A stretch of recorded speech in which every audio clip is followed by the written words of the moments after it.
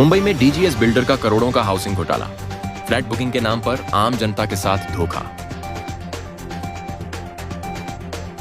उसका सीसी नहीं है तो भी उन्होंने बुक लिया है और चालू है बुक। मुंबई में एक और बड़ा हाउसिंग स्कैम सामने आया है, जहां डीजीएस बिल्डर पर फ्लैट बुकिंग के नाम पर हजारों लोगों से करोड़ों रुपए की ठगी का आरोप लग रहे हैं।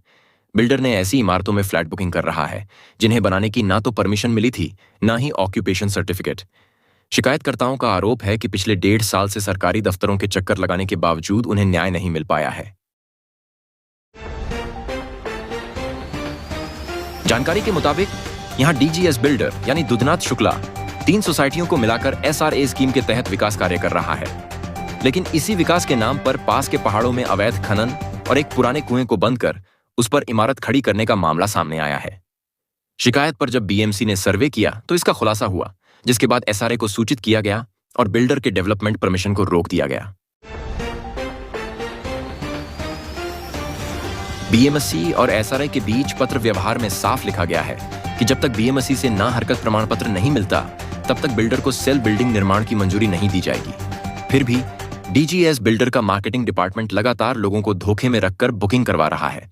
मेरा नाम लक्ष्मण रामन चौगुले है और मैं कांग्रेस में चेयरमैन सोसाइटी का अध्यक्ष था। तो मुझसे बिल्डर ने गपलत करके, मैं जब एडमिट था हॉस्पिटल में, तो मेरा गपलत से सही लेके मेरा नाम बदली करके हॉस्पिटल में रखा गया और मुझे पद से भी हटाया गया।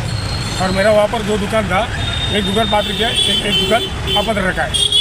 और अभी वो दुकान पे से मेरा बाजू में सोसाइटी यही बिल्डर ने लिया है। बाजू सोसाइटी मेरा उधर भी एक दुकान, 3 मकान था, 2 लड़की के नाम पे, एक मेरा नाम पे घर और एक दुकान।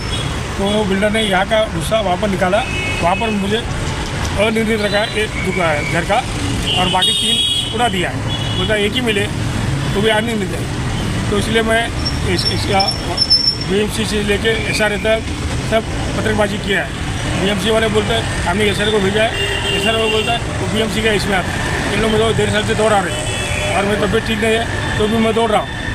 अच्छा, बिल्डर से आप मिले तो बिल्डर ने कुछ इस बारे में बताया? कुछ बिल्डर से मिला मैं तो बिल्डर बोलता है पहले केस वापस ले, बाद में सोचेंगे, केस वापस ले, बाद में सोचेंगे। और चेक बना के रखा है मगर चेक रूम का दिया नहीं है और ऊपर से 3 रूम का नामो निशान मिटा दिया और मुझे भागदौड़ करने लगा रहा है एसआरए से, बीएमसी एसआरए। आप प्रशासन से किस तरीके की मदद चाहते हैं? मैं इस तरह से मदद चाहता हूँ कि मेरे बच्चों के नाम का और मेरा नाम का पेपर सहित मेरा रूम था और रूम है अभी भी, तो भी बिल्डर 3 रूम का नामो निशान मिटा दिया।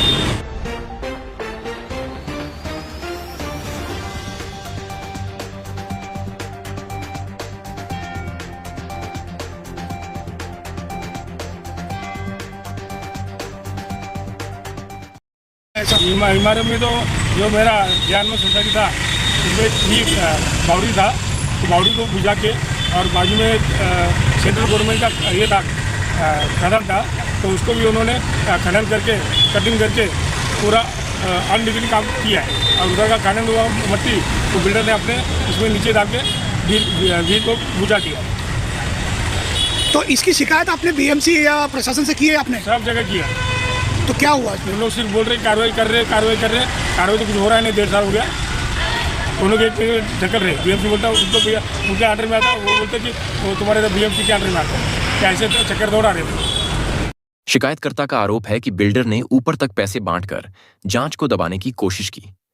हालांकि अब यह मामला राज्य सरकार और उप मुख्यमंत्री एवं शहरी विकास एवं आवास मंत्री एकनाथ शिंदे के संज्ञान में लाने की मांग उठ रही है। इसके पहले विधानसभा के उपाध्यक्ष प्रशासन को इस पूरे प्रकरण की जांच रिपोर्ट पेश करने के निर्देश दे चुके हैं। हालांकि इसी निर्देश के बाद शिकायतकर्ता ने बताया कि बिल्डर ने उन्हें धमकाते हुए कहा कि मैं अपने पैसे बर्बाद कर दूंगा, लेकिन न तेरा घर दूंगा न किराया। तेरी शिकायत की वजह से मुझे ऊपर तक करोड़ों रुपए देने पड़े। हालांकि इसमें कितनी सच्चाई है कहा नहीं जा सकता, लेकिन पहाड़ों का अवैध खनन और कुएं की जमीन कब्जा और बिना परमिशन इमारत की बुकिंग लेना शहर में एक बड़े घोटाले को पनाह दे रहा है। पब्लिक का बुकिंग लिया जा रहा है मगर उनको सीसी नहीं मिला है, तो भी अनलीगली से बुकिंग लिया जा रहा है। और जबकि ये इस तरह का बिल्डिंग का भी 5 स्टार में 3 माले का था सीसी, तो उन्होंने 9-10 माले तक चढ़ा दिया अनलीगली। फिर बाद में हमने केस डालने के बाद उन्होंने फिर वापस बाद में उन लोग सीसी लिया 23 माले का। ऐसा रहेगा। और ये जो है अपना सेलेबल का उसका सीसी नहीं है तो भी उन्होंने बुक लिया है और चालू है बुक। बिल्डर की यह करतूत अब मुंबई के सबसे बड़े हाउसिंग घोटालों में से एक मानी जा रही है। अगर समय रहते कार्रवाई नहीं हुई तो सैकड़ों परिवारों की बुकिंग राशि डूब सकती है। मुंबई जैसे शहर में जहां एक घर खरीदने के लिए लोग जिंदगी भर एक एक पैसा जुटाते हैं, वहां बिल्डरों द्वारा किया जा रहा ऐसा घोटाला सपनों को चकनाचूर कर देता है। प्रशासन ऐसे मामलों पर रोक तो लगा देगी, लेकिन जिन परिवारों ने इन इमारतों में अपना घर खरीदने के लिए पैसे लगा रहे हैं, उनके सपनों का क्या होगा, ये सोचने का विषय है। मुंबई के कांदिवली से इस्माइल शेख की रिपोर्ट, इंडियन फास्ट ट्रैक।